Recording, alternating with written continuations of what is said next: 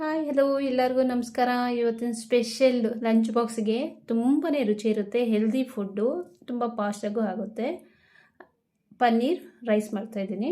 ಅದಕ್ಕೆ ಬೇಕಾಗಿರುವುದು ಕೊತ್ತಂಬರಿ ಸೊಪ್ಪು, ಶುಂಠಿ, ಬೆಳ್ಳುಳ್ಳಿ, ಜೀರಿಗೆ, 5ರಿಂದ 6 ಹಸಿಮೆಣಸಿನ್ಕಾಯಿ, ಸ್ವಲ್ಪ ಕಾಯಿ ತುರಿ. ಇದನ್ನೆಲ್ಲ ಮಿಕ್ಸಿ ಜಾರಿಗೆ ಹಾಕಿ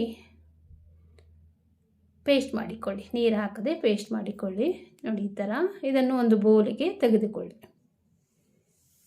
ನಂತರ ಒಗ್ಗರಣೆಗೆ ಗೋಡಂಬಿ, ಕಡಲೆಬೀಜ ಮತ್ತು ಪನ್ನೀರು, ಚಿಕ್ಕದಾಗಿ ಹಚ್ಚಿದ ಒಂದು ದಪ್ಪ ಈರುಳ್ಳಿ, 3 ಮೆಣಸಿನ್ಕಾಯಿ ಉದ್ದಕ್ಕೆ ಹಚ್ಚಿದ್ದೀನಿ, ಕೊತ್ತಂಬರಿ ಸೊಪ್ಪು, ರುಚಿಗೆ ತಕ್ಕಷ್ಟು ಉಪ್ಪು, 1 ನಿಂಬೆಹಣ್ಣು, ಅಡುಗೆ ಎಣ್ಣೆ, ಜೀರಿಗೆ ಮತ್ತು ರುಬ್ಬಿದ ಮಸಾಲೆ. ಮತ್ತು ಇದಕ್ಕೆ ಬೇಕಾಗಿರೋ ತರಕಾರಿಗಳು ಬೀನ್ಸ್ ಚಿಕ್ಕದಾಗಿ ಹಚ್ಕೊಂಡಿದ್ದೀನಿ, ಕ್ಯಾರೆಟು ಸಹ, ಮತ್ತು ಕ್ಯಾಪ್ಸಿಕಮ್, ಮತ್ತು ಇದಕ್ಕೆ ಅನ್ನ ರೈಸ್ ಇದು ಮಾಡ್ಕೊಂಡಿದ್ದೀನಿ. ಹೀಗೆ ಉದುರಾಗಿ ನೀಟಾಗಿ ಮಾಡ್ಕೊಬೇಕು. ಒಲೆ ಹಚ್ಚಿ ಬಾಣಲೆಯನ್ನು ಹಿಡಿ. ಅಡುಗೆ ಎಣ್ಣೆ 3ರಿಂದ 4 ಸ್ಪೂನ್ ಹಾಕಿ, ಅದು ಕಾದ ನಂತರ ಪನ್ನೀರ್ ಪೀಸ್ ಇರುತ್ತಲ್ಲ ಅದು ಹಾಕಿ ಬ್ರೌನಿಷ್ ಬರೋವರೆಗೂ 2 ಕಡೆ ಬದಿ ನೀಟಾಗಿ ಬ್ರೌನಿಷ್ ಬರೋವರೆಗೂ ಫ್ರೈ ಮಾಡಿ. ನಿಧಾನ ಉರಿಯಲ್ಲಿ ಈ ಥರ ಕಲರ್ ಇಷ್ಟು ಚೆನ್ನಾಗಿ ಬರಬೇಕು. ಇದು ಬೆಂದ ನಂತರ ಒಂದು ತಟ್ಟೆಗೆ ತೆಗೆದುಕೊಳ್ಳಿ.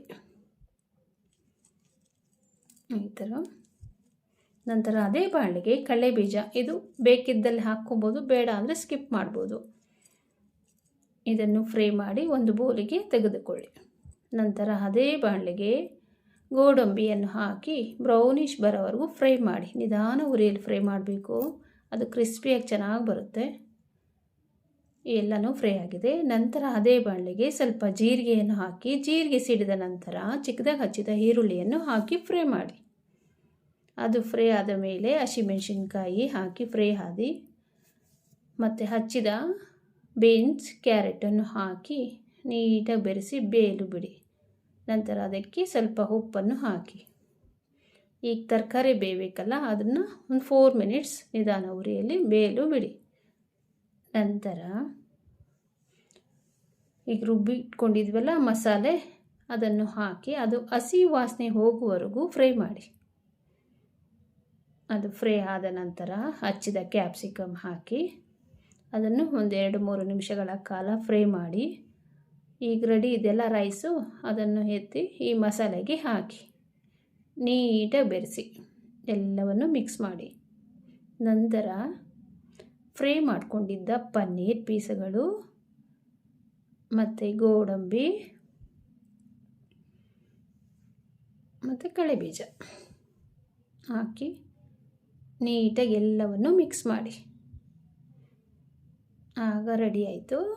ಕೊನೆಯಲ್ಲಿ ನಿಂಬೆಹಣ್ಣಿನ ರಸವನ್ನು ಹಾಕಿ ನೀಟಾಗಿ ಬೆರೆಸಿ.